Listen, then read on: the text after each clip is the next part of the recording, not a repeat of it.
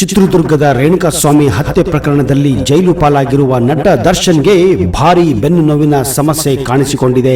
ಚಿಕಿತ್ಸೆಗೆ ನಟ ದರ್ಶನ್ ಪತ್ನಿ ವಿಜಯಲಕ್ಷ್ಮಿ ಮನವಿ ಮಾಡಿಕೊಂಡಿದ್ದಾರೆ. ಬೆಂಗಳೂರಿನ ಪರಪ್ಪನ ಅಗ್ರಹಾರ ಜೈಲಿನಿಂದ ಬಳ್ಳಾರಿ ಜೈಲಿಗೆ ಶಿಫ್ಟ್ ಮಾಡಿದ ಬೆನ್ನಲ್ಲೇ ನಿನ್ನೆ ಪತಿ ನಟ ದರ್ಶನ್ ನೋಡಲು ವಿಜಯಲಕ್ಷ್ಮಿ ಆಗಮಿಸಿದ್ದರು.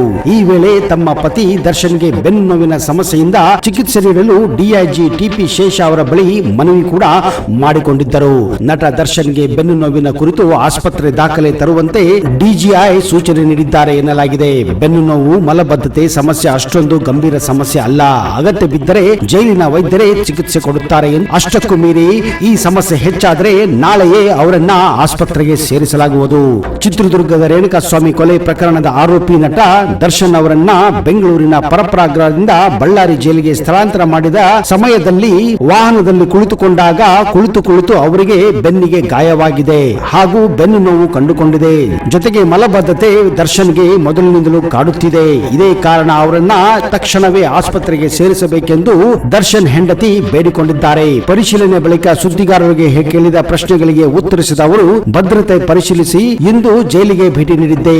ನಾನು ನೀಡಿದ ಆದೇಶದ ಪ್ರಕಾರ ಯಾವುದೆಲ್ಲ ಜಾರಿ ಆಗಿದೆ ಎಂಬುದನ್ನ ವೀಕ್ಷಿಸಲು ಭೇಟಿ ನೀಡಿದ್ದೆ. ತಾವು ಸೂಚಿಸಿದ ಆದೇಶದ ಪ್ರಕಾರ ಜೈಲು ಅಧಿಕಾರಿಗಳು ಭದ್ರತೆಯನ್ನ ನೀಡಿದ್ದಾರೆ ಎಂದು ಅವರು ಮಾಹಿತಿ ನೀಡಿದ್ದಾರೆ.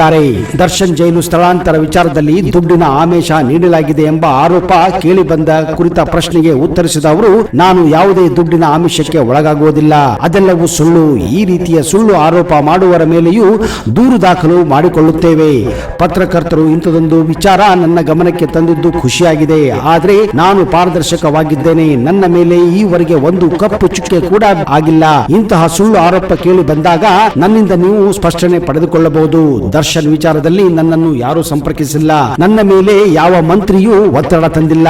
ಅಂತಹ ಮಂತ್ರಿ ಏನಾದರೂ ನನ್ನ ಮುಂದೆ ಬಂದರೆ, ನನಗೇನಾದರೂ ಫೋನ್ ಮಾಡಿದರೆ ಅವರ ವಿಚಾರವನ್ನೆಲ್ಲ ನಾನು ಹೈಯರ್ ಅಥಾರಿಟಿಗೆ ತಿಳಿಸುವುದಾಗಿ ಎಚ್ಚರಿಕೆ ನೀಡಿದ್ದಾರೆ. ಇಲ್ಲಿ ಯಾವ ಮಂತ್ರಿಯದಾಗಲಿ ಯಾವ ಕಂತ್ರಿಯದಾಗಲಿ ಆಟ ನಡೆಯುವುದಿಲ್ಲ ಎಂದು ಸ್ಪಷ್ಟನೆ ನೀಡಿದ್ದಾರೆ. ಈ ಕಾರಾಗೃಹದಲ್ಲಿ 15 ಸೆಲ್ಗಳಿದ್ದು ಪ್ರತಿ ಸೆಲ್ನಲ್ಲಿ 4 ಕೈದಿಗಳನ್ನ ಇರಿಸಲಾಗಿದೆ.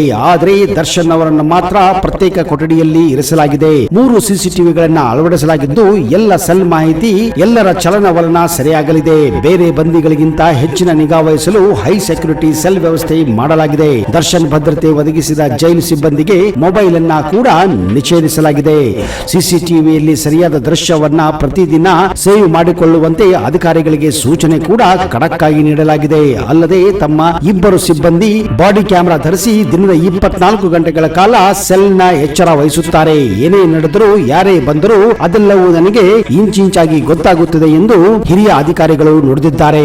ದರ್ಶನ್ ಅವರಿಗೆ ನೀಡಲಾಗಿರುವ ಉಪಹಾರ, ಊಟ ಮತ್ತು ಅವರ ಸದ್ಯದ ವರ್ತನೆ ಬಗ್ಗೆ ಕೇಳಿದಾಗ ದರ್ಶನ್ ಈವರೆಗೆ ಸೆಲ್ನಿಂದ ಆಚೆ ಬಂದಿಲ್ಲ.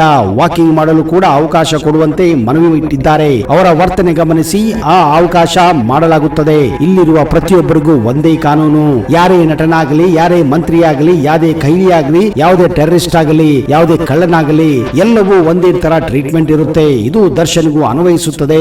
ಟಿವಿ ಬೇಡಿಕೆ ಇಟ್ಟರೆ ಕೊಡುತ್ತೇವೆ, ಆದ್ರೆ ಟಿವಿ ಬೇಡಿಕೆ ಇಟ್ಟಿಲ್ಲ ಎಂದು ಅವರೇ ಹೇಳಿದ್ದಾರೆ. ಸರ್ಜಿಕಲ್ ಚೇರ್ಗೆ ಮನವಿ. ಸದ್ಯ ಅವರ ಸೆಲ್ನಲ್ಲಿ ಒಂದು ತಟ್ಟೆ, ಒಂದು ಚಂಬು, ಒಂದು ಲೋಟ, ಹೊಯ್ದುಕೊಳ್ಳಲು ಒಂದು ಹೊದಿಕೆ ಇದೆ. ಇದನ್ನು ಹೊರತುಪಡಿಸಿ ಬೇರೆ ಏನೂ ಇಲ್ಲ. ಮಾಮೂಲಿ ಕೈದಿ ತರ ಅವರನ್ನು ಕೂಡ ನೋಡಲಾಗುತ್ತಿದೆ. ಈಗ ಅವರನ್ನ ಭೇಟಿ ನೀಡಿದಾಗ ತಮಗೆ ಬೆನ್ನು ನೋವು ಹಾಗೂ ಸ್ವಲ್ಪ ಆರೋಗ್ಯದ ಸಮಸ್ಯೆ ಇದೆ ಎಂದು ಹೇಳಿಕೊಂಡಿದ್ದಾರೆ. ಮಲಬದ್ಧತೆ ಅವರಿಗೆ ಮೊದಲಿನಿಂದ ಇರುವಂತಹ ಒಂದು ತೊಂದರೆ ಆಗಿದೆ. ಇಂಡಿಯನ್ ಟಾಯ್ಲೆಟ್ ಇದ್ದು ಶೌಚಾಲಯದಲ್ಲಿ ಕೂಡಲು ಕಷ್ಟ. ಸರ್ಜಿಕಲ್ ಚೇರ್ ನೀಡುವಂತೆ ಮನವಿ ಮಾಡಿದ್ದಾರೆ. ಮೆಡಿಕಲ್ ರಿಪೋರ್ಟ್ ನೋಡಿ ಅಗತ್ಯವಿದ್ದರೆ ಸರ್ಜಿಕಲ್ ಚೇರ್ ವ್ಯವಸ್ಥೆ ಮಾಡುತ್ತೇವೆ ಎಂದು ಹೇಳಿದ್ದಾರೆ.